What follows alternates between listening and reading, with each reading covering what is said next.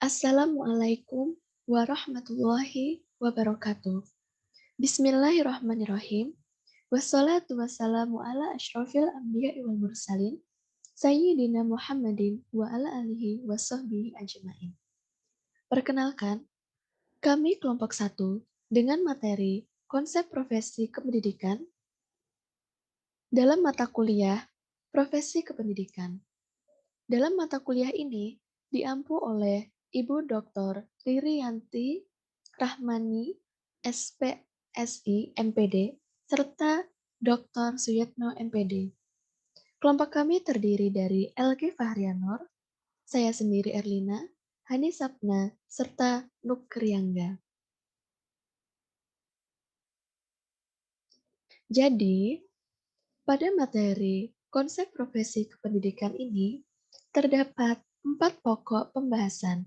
Yang pertama, mengenai landasan pengembangan profesionalisme guru. Yang kedua, mengenai konsep profesi kependidikan. Ketiga, mengenai kode etik profesi guru. Lalu yang terakhir, kami akan membahas mengenai organisasi profesi kependidikan. Baiklah, langsung saja kita pada pokok pembahasan yang pertama, yaitu mengenai landasan pengembangan profesionalisme guru.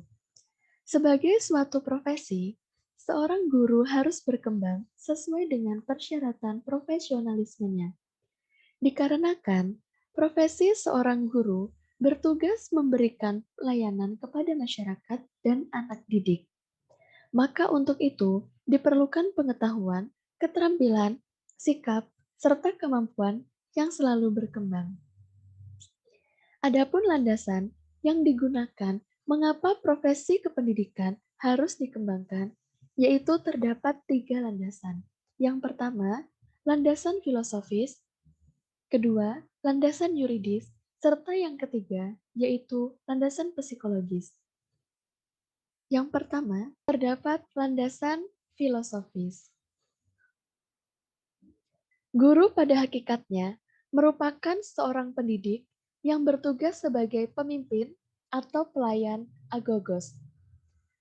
Sebagai pemimpin dan pelayan, guru harus dapat memberikan layanan yang sebaik-baiknya kepada masyarakat serta anak didik. Sementara itu, tuntutan zaman dan tuntutan anak didik selalu berkembang dari waktu ke waktu. Untuk itu, profesi kependidikan harus selalu dikembangkan agar tidak tertinggal dari kemajuan zaman. Yang kedua, yaitu landasan yuridis. Dalam konteks Indonesia dewasa ini, tampak kecenderungan semakin menguatnya upaya pemerintah untuk terus mengembangkan profesi pendidik sebagai profesi yang kuat dan dihormati, sejajar dengan profesi lainnya yang sudah lama berkembang.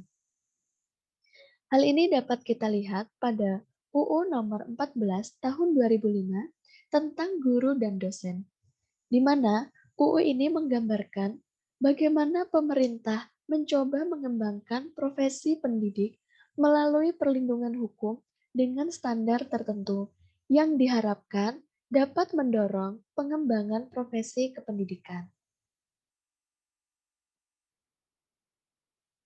Yang ketiga, terdapat landasan psikologis, di mana guru selalu berhadapan dengan individu lain yang memiliki keunikan dan kekhasan masing-masing. Setiap individu memiliki pikiran, perasaan, kehendak, keinginan, fantasi, intelijensi, cita-cita, insting, perangai, dan performansi yang berbeda antara individu satu dengan individu lainnya.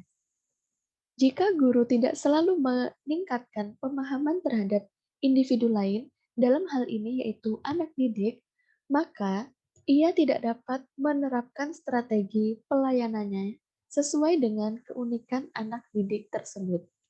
Disinilah pentingnya guru mengembangkan pemahaman terhadap aspek psikologis individu lain atau anak didik. Menjelaskan sedikit tentang profesi kependidikan. Nah, dari kata profesi berasal dari bahasa Latin, yaitu dari kata profesio, yang dimana kata ini mengandung dua pengertian. Pengertiannya tersebut ialah pertama, ikrar atau janji, dan yang kedua ialah pekerjaan. Nah, yang dimana dalam pengertian yang lebih luasnya ialah kegiatan apa saja dan siapa saja untuk memperoleh nafkah yang dikerjakan dengan suatu keahlian tertentu.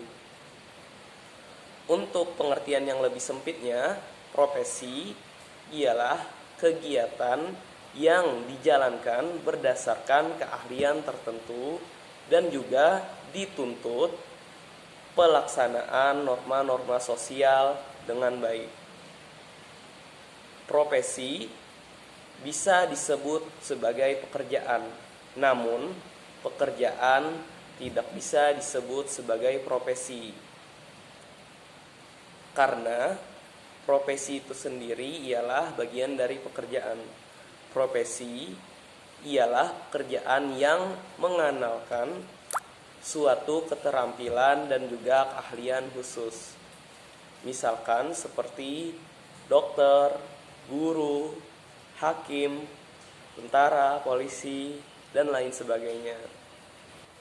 Menurut Kantor, profesi ialah pekerjaan dari kelompok terbatas orang-orang yang memiliki keahlian khusus yang didapatnya dari training, pengalaman yang lain, ataupun keduanya, sehingga penyandang profesi itu dapat membimbing atau memberi nasihat atau saran, juga dapat melayani orang lain dalam bidangnya yang dipelajarinya. Jadi, di sini suatu pekerjaan dapat dikatakan sebagai profesi apabila telah memenuhi syarat-syarat tertentu. Syarat-syarat tersebut sebagai berikut. Yang pertama ialah melibatkan kegiatan intelektual. Yang kedua, menggeluti suatu batang tubuh ilmu khusus. Yang ketiga, memerlukan persiapan profesional yang dalam, bukan sekedar latihan. Yang keempat, memerlukan latihan dalam jabatan yang berkesinambungan.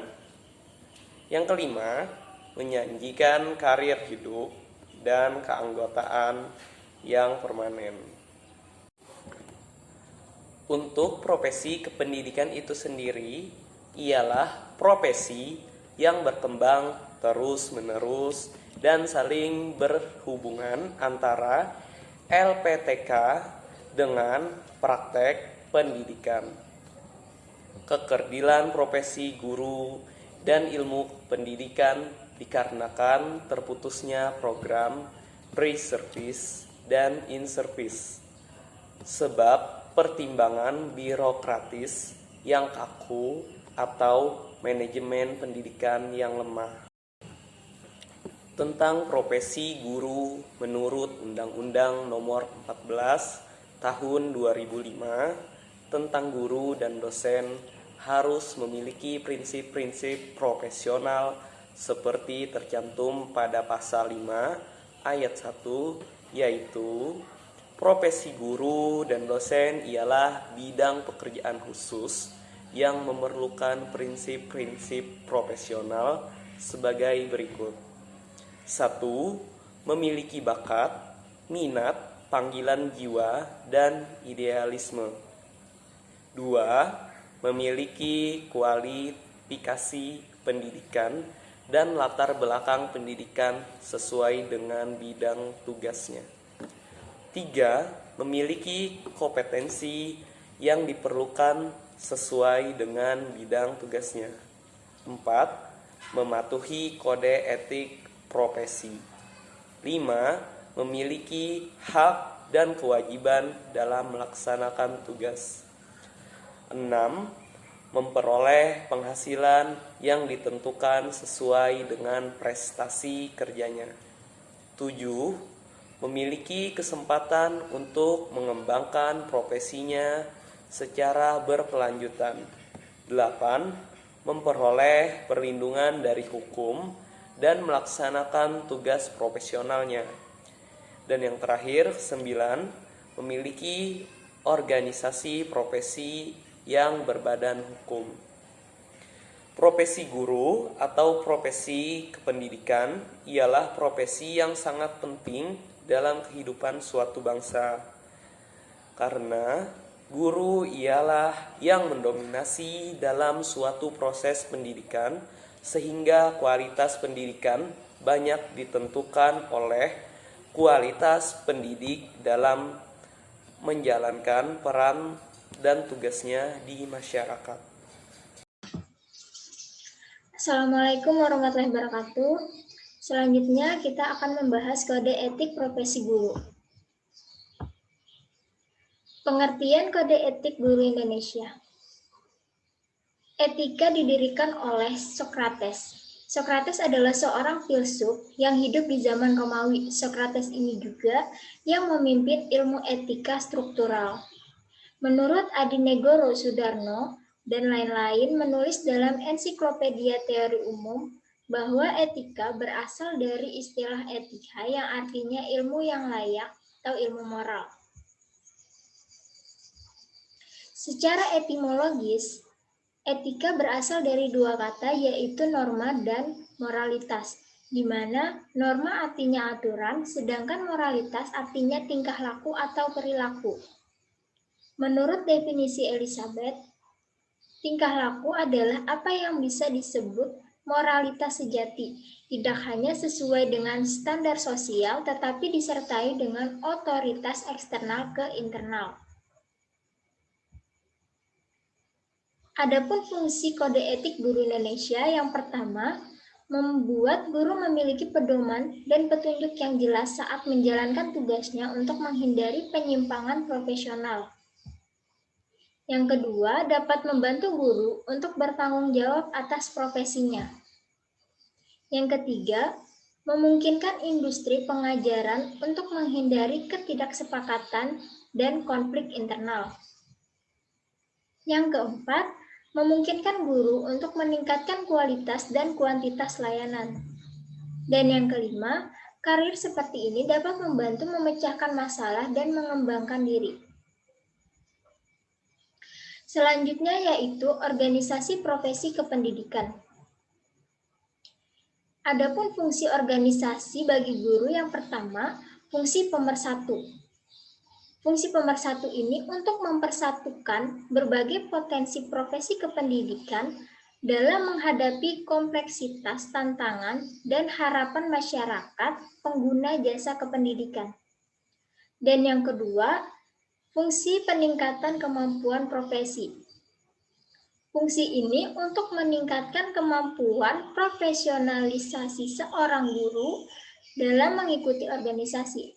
Jadi setelah mengikuti organisasi, diharapkan seorang guru ini dapat meningkatkan dan mengembangkan karakter, kemampuan, kewenangan profesional, dan martabat kesejahteraan. Adapun tujuan organisasi profesi guru yaitu untuk meningkatkan mutu dan profesionalisasi dari guru dalam kelompoknya masing-masing. Persatuan Guru Republik Indonesia atau biasa disingkat dengan PGRI. PGRI sebagai organisasi profesi keguruan memiliki peran dan tanggung jawab untuk menjaga, memelihara, dan mengembangkan profesi keguruan. Misi dari profesi PGRI ini adalah untuk meningkatkan mutu guru sebagai penegak dan pelaksana pendidikan nasional. Yang kedua, musyawarah guru mata pelajaran atau biasa disingkat dengan MGMP. Tujuan MGMP secara umum yaitu untuk mengembangkan kreativitas dan inovasi dalam meningkatkan profesionalisme guru. Sedangkan tujuan secara khususnya ada 3.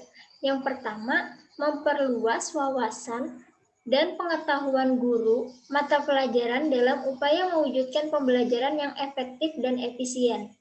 Yang kedua, mengembangkan kultur kelas yang kondusif sebagai tempat proses pembelajaran yang menyenangkan, mengasihkan, dan mencerdaskan. Dan yang ketiga, membangun kerjasama dengan masyarakat sebagai mitra guru dalam melaksanakan proses pembelajaran. Yang ketiga, Ikatan Sarjana Pendidikan Indonesia atau biasa disingkat dengan ISPI.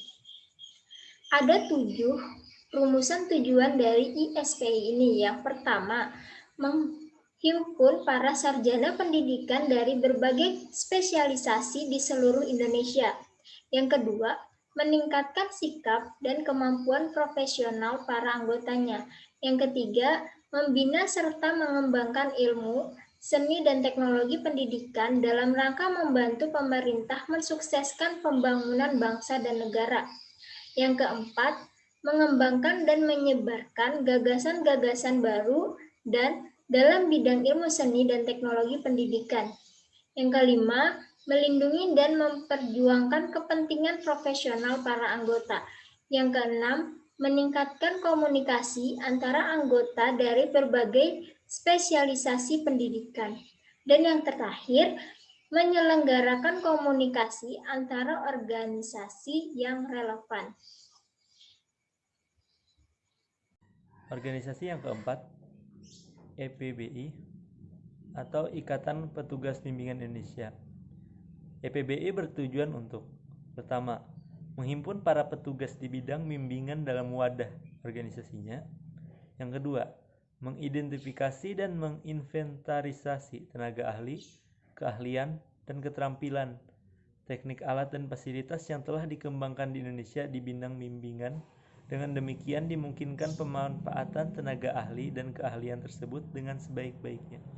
Yang ketiga, meningkatkan mutu profesi bimbingan. Dalam hal ini, meliputi peningkatan profesi dan tenaga ahli, tenaga pelaksana, ilmu bimbingan sebagai disiplin, maupun program layanan bimbingan. Dikutip dari Anggaran Rumah Tangga EPBI tahun 1975. Yang kelima, ada Kelompok Kerja Guru atau KKG. Organisasi ini bertujuan untuk: pertama, memfasilitasi kegiatan yang dilakukan di pusat kegiatan guru berdasarkan masalah dan kesulitan yang dihadapi guru. Kedua, memberikan bantuan profesional kepada guru, kelas, dan mata pelajaran di sekolah. Yang ketiga, meningkatkan pemahaman, keilmuan, keterampilan, serta pengembangan sikap profesionalis berdasarkan kekeluargaan dan saling mengisi. Yang keempat, meningkatkan pengelolaan proses pembelajaran yang aktif, kreatif, dan menyenangkan. Organisasi yang keenam, Ikatan Guru Indonesia atau IGI. Tujuan dari IGI ialah: pertama, menjadi sebuah forum yang terbuka bagi para guru, pegiat, dan pengamat pendidikan dalam upaya meningkatkan kualitas pendidikan di Indonesia, termasuk meningkatkan kualitas diri masing-masing di bidang pendidikan dan keguruan. Yang kedua, menjadi sebuah wadah tercetusnya ide-ide segar yang berorientasi pada peningkatan mutu generasi muda penerus bangsa. Yang ketiga, mendorong profesionalisme keguruan serta pendewasaan dan kemandirian para siswa, baik yang masih dalam proses belajar maupun lulusan. Yang terakhir, meningkatkan kepedulian dan partisipasi masyarakat luas untuk bersama-sama membangun masa depan melalui pendidikan yang berkualitas. Organisasi guru yang ketujuh, Ikatan Guru Taman Kanak-kanak Indonesia atau EGTKI. EGTKI bertujuan untuk membentuk tenaga pendidik yang berkualitas, yang dimana semua kegiatan EGTKI ini diarahkan untuk meningkatkan kualitas sumber daya manusia, khususnya untuk anak-anak yang masih belum dewasa atau prasekolah. Yang kedelapan, Himpunan Pendidik dan Tenaga Kependidikan Anak Usia Dini Indonesia, HIMPAUDI. HIMPAUDI bertujuan untuk: pertama, mensosialisasikan pentingnya pendidikan anak usia dini yang berkualitas kepada semua lapisan masyarakat. Yang kedua, melakukan pembinaan dan pengembangan organisasi secara berjenjang. Yang ketiga, menampung, memperjuangkan dan mewujudkan aspirasi para pendidik dan tenaga kependidikan anak usia dini. Yang terakhir, memfasilitasi pengembangan profesi pendidik dan tenaga kependidikan anak usia dini. Dari kedelapan organisasi yang telah disebutkan, dapat disimpulkan tujuan organisasi profesi guru secara umum adalah meningkatkan dan mengembangkan karir anggotanya, meningkatkan dan mengembangkan kemampuan anggotanya, meningkatkan dan mengembangkan kewenangan profesional anggota, meningkatkan dan mengembangkan martabat anggota, serta meningkatkan dan mengembangkan kesejahteraan anggotanya. Nah, jadi kesimpulannya ialah profesi kependidikan atau profesi guru ialah profesi yang berkembang terus-menerus dan saling berhubungan antara LPTK dengan praktek pendidikan. Profesionalisme seseorang didukung oleh 3 hal. Ketiga hal tersebut ialah keahlian, komitmen, dan keterampilan. Pekerjaan dengan ciri-ciri sebagai berikut disebut profesi.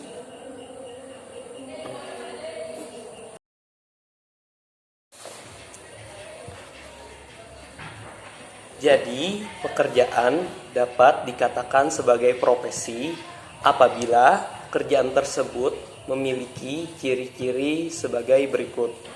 Pekerjaan mempunyai fungsi dan makna sosial karena harus mengabdi pada masyarakat atau diakui oleh masyarakat. Yang kedua, industri membutuhkan keterampilan tertentu yang diperoleh melalui pendidikan jangka panjang. Dan diklat profesi didukung oleh ilmu kedisiplinan, adanya etika, dan anggota profesional individu dan kelompok dapat memperoleh imbalan finansial atau materi. Nah, mungkin itu saja yang dapat saya sampaikan. Saya mewakili teman kelompok saya yang lain mengucapkan mohon maaf jika kami ada kesalahan dalam perkataan selama penyampaian materi. Wabillahi taufik wal hidayat. Wassalamualaikum warahmatullahi wabarakatuh.